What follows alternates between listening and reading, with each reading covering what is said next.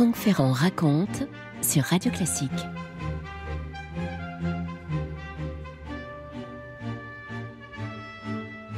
« 1910, 16 juin 1910, dans la soirée, la nouvelle se répand comme une traînée de poudre.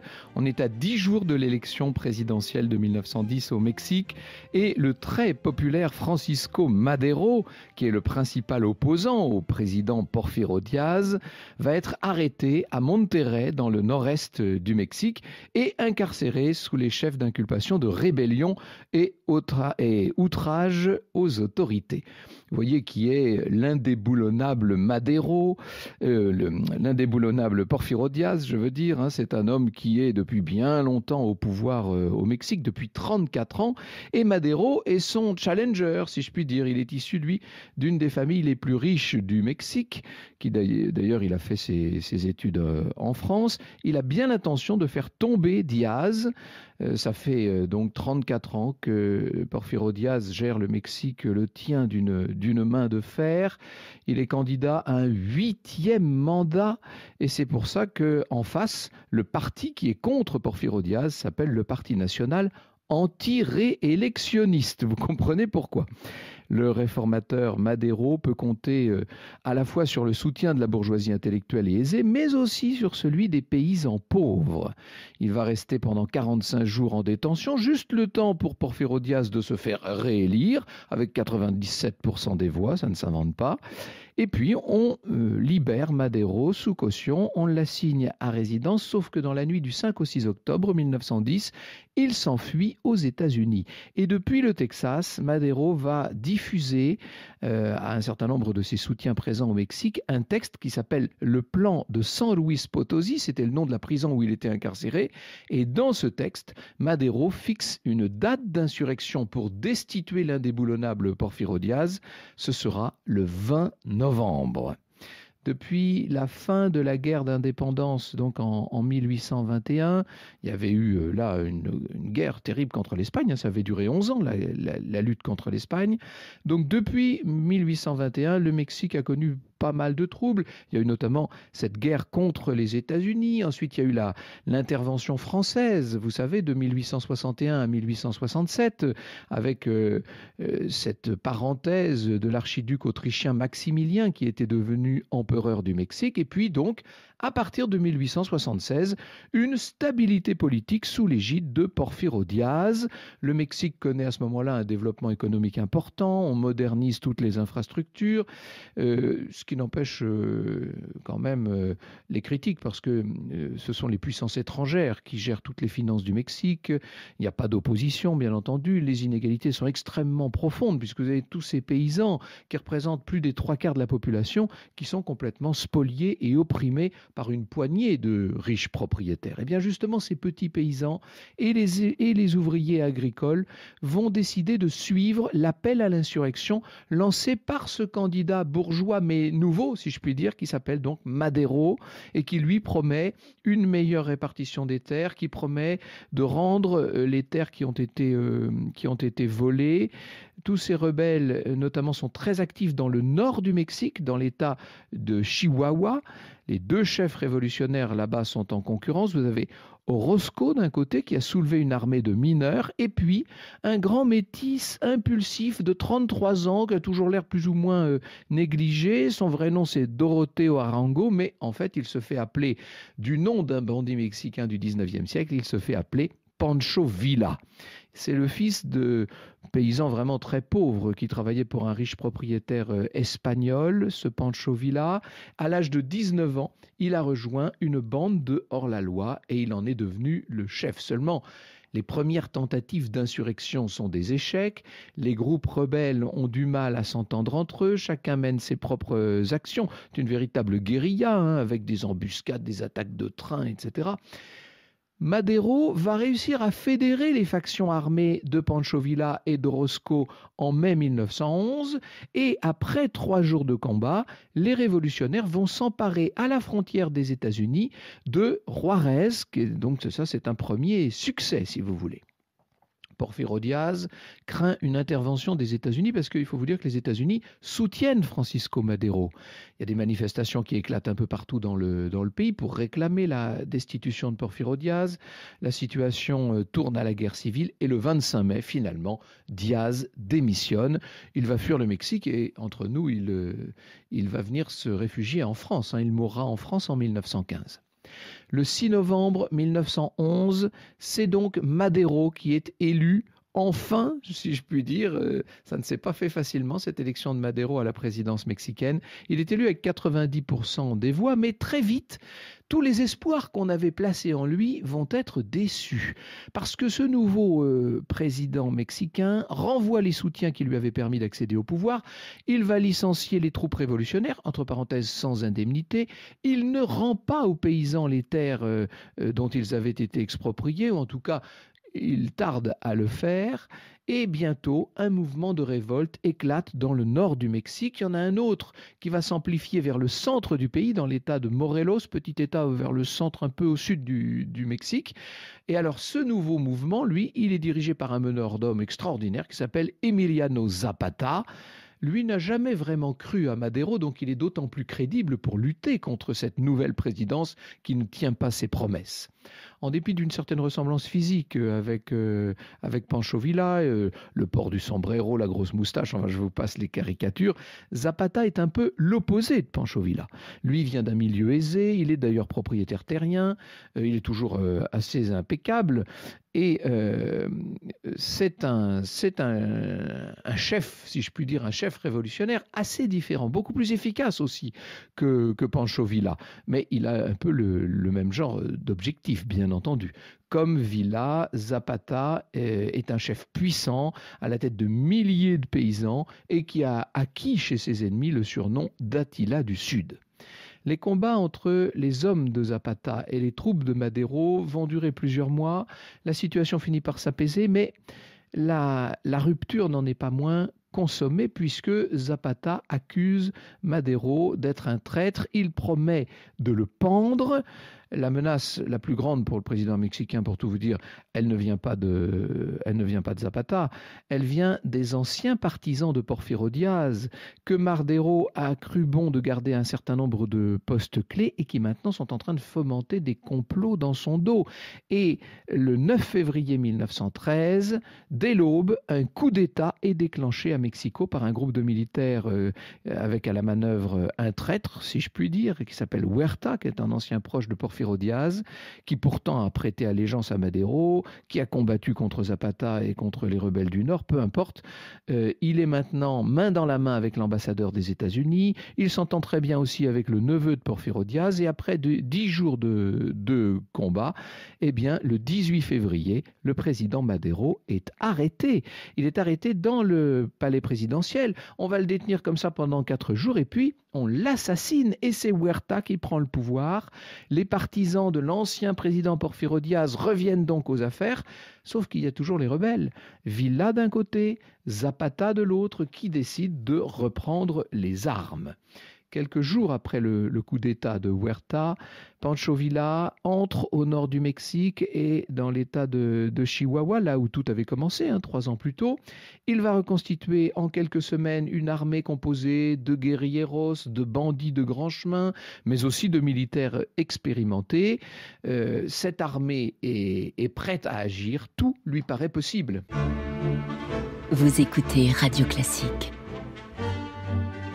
Alors, cette armée de Pancho Villa est en train de se rendre maître petit à petit de l'état de Chihuahua. D'abord, elle s'est emparée de Juárez.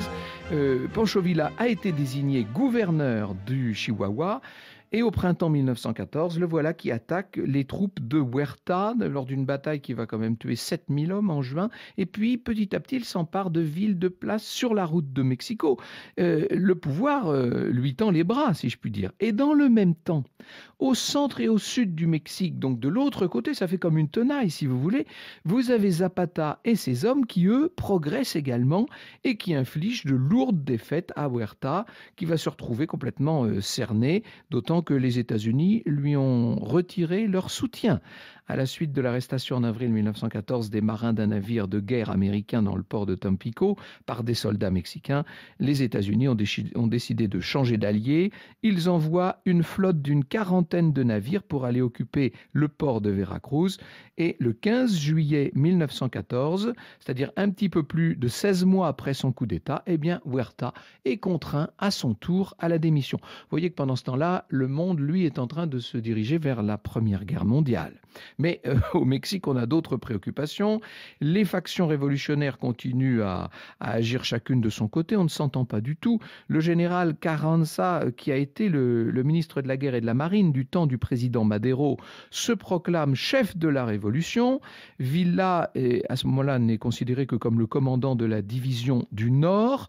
Mais le problème, c'est que Zapata, lui aussi, s'est proclamé chef de la Révolution et qu'il a bien l'intention de mettre en œuvre, lui, tout de suite, cette réforme agraire qui est la clé de tout et qu'attend une immense partie de la population. À la fin de novembre, Zapata entre à Mexico. Et puis, quelques jours plus tard, 4 jours plus tard, c'est Villa qui arrive à son tour à Mexico, acclamé par la population, fêté en libérateur. Les deux chefs révolutionnaires vont devoir se rencontrer. Ils vont se rencontrer à 2 reprises et c'est là qu'est prise notamment la célèbre photographie, vous savez, où on voit Zapata et Villa qui sont assis sur des chaises du palais présidentiel. Zapata, le regard méfiant, toujours assez élégant, et puis Pancho Villa, lui, plutôt qui est en tenue militaire et qui a l'air beaucoup plus jovial. Le monde entier est en train, malgré la grande guerre dans laquelle on est en train de sombrer, le monde s'intéresse au Mexique et à sa révolution, notamment quand je dis le monde, l'Amérique du Nord, bien sûr, les États-Unis. L'assistant du réalisateur Griffith, vous savez, le grand réalisateur Griffith, son assistant s'appelle Raoul Walsh, ça vous dit quelque chose? Eh bien, Raoul Walsh est envoyé au Mexique pour préparer un film sur Pancho Villa, avec Pancho Villa. Il le décrit d'ailleurs. Avec sa moustache noire, sa grosse tête, ses épaules larges, son corps épais, ses yeux, il me faisait penser à une bête sauvage en cage. Il avait la mine renfrognée et la couleur des cheveux d'un Indien. Tout en lui me rappelait le bandit mexicain qu'il avait été. C'était un meneur d'hommes. Quant à l'écrivain Jack London, qui de son côté est venu au Mexique pour y faire un reportage, il écrit « Ces rebelles sont des chahuteurs. En s'engageant, ils ont simplement échangé la monotonie de leur journée de travail pour un long pique-nique. Ils ont un cheval, ils ont 1,5 peso par jour, de la bonne nourriture, quelques occasions de piller et, mieux encore, la possibilité de tuer un homme. » Villa est en position de force, mais ça ne va pas durer très longtemps puisqu'au début de l'année 1915, Carranza, qui a le soutien des États-Unis, va revenir à Mexico et se proclamer président provisoire du Mexique. Il en profite pour mettre en déroute les armées de Villa. Il disperse aussi les guerrilleros de Zapata, ce qui ne veut pas dire que les autres se considèrent vaincus. Villa, c'est pas pour rien qu'on l'appelle le centaure du Nord, va regrouper une armée de 15 000 hommes et lancer cette armée à l'assaut de la petite ville frontière d'Agua Prieta. Je cite Roger Delorme. De toutes les portes, de toutes les fenêtres, de tous les toits et de derrière tous les murs, les mitrailleuses, les fusils, les revolvers crépitaient, les chevaux s'abattaient par dizaines, ruant et hennissant, piétinant les morts et les blessés. Pancho réussit à regrouper sa troupe et à la lancer encore une fois, follement à l'attaque. Ce fut le même carnage, une 3e charge échoua encore, la cavalerie de Villa était exterminée. En mars 1916, Pancho Villa, furieux que les États-Unis soutiennent cette espèce de traître de Carranza, essaie d'envahir la ville de Columbus. On est là au Nouveau-Mexique, c'est-à-dire que là, on est en territoire des États-Unis, en territoire américain. Nouvel échec pour Pancho Villa, qui quand même va réussir à échapper aux quelques 5000 hommes commandés par le général Pershing. Au même moment, dans l'État de Morelos, donc dans le centre-sud du Mexique, Zapata, de son côté, subit de nouveaux revers. On peut dire à ce moment-là que l'idéal révolutionnaire est en train de s'éloigner. Franck Ferrand sur Radio Classique. L'année 1919, tout début de l'année 1919 s'ouvre donc sur une situation très très complexe. Ça fait maintenant près de 3 ans que le Mexique est en train d'essayer de se reconstruire. La situation économique est complètement catastrophique. Le pouvoir de Carranza n'est un pouvoir que de forme. Une partie de la population, notamment rurale et catholique, n'accepte pas que la nouvelle constitution ait réduit l'influence de l'Église. Et puis surtout, il y a Zapata d'un côté, Villa de l'autre, qui peuvent à tout moment déclencher une nouvelle révolution, à moins qu'on arrive à signer un accord. Le général Guajardo de l'armée régulière va proposer de rencontrer Zapata dans une hacienda au sud de Mexico. Guajardo a déserté l'armée fédérale, il décide de la mettre à la disposition de Zapata. Il a pas mal de troupes, il a des canons, des musiciens. On fixe un rendez-vous pour le 10 avril 1919. Zapata arrive seul dans l'hacienda et là, il tombe face à des hommes armés. Il comprend que c'était un guet-apens, mais il comprend trop tard. Il n'a pas le temps de saisir son arme, il est criblé de balles et meurt sur le coup. C'en est fini d'Emiliano Zapata. Reste Pancho Villa, qui lui reste insaisissable.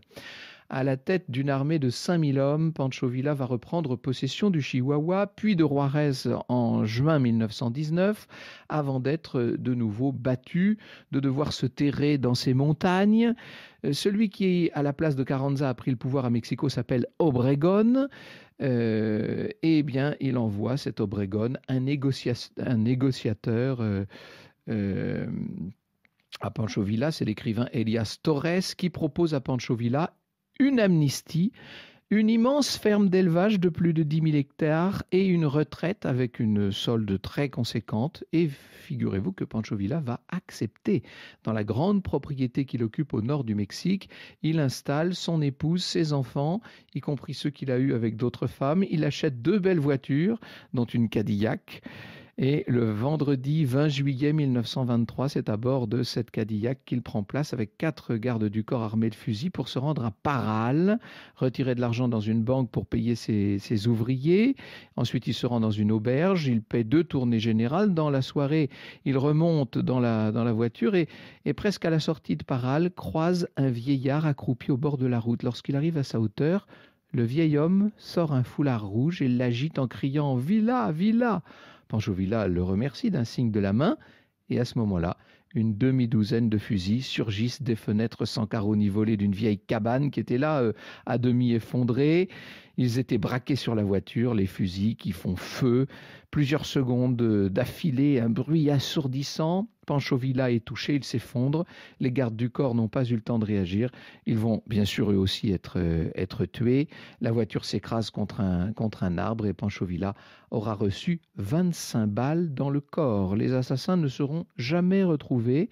3 ans plus tard, en 1926, la tombe de Pancho Villa sera profanée par des inconnus qui décapiteront le cadavre. Pour tout vous dire, ils emporteront sa tête qui n'a jamais été retrouvée. Vous écoutez Radio Classique.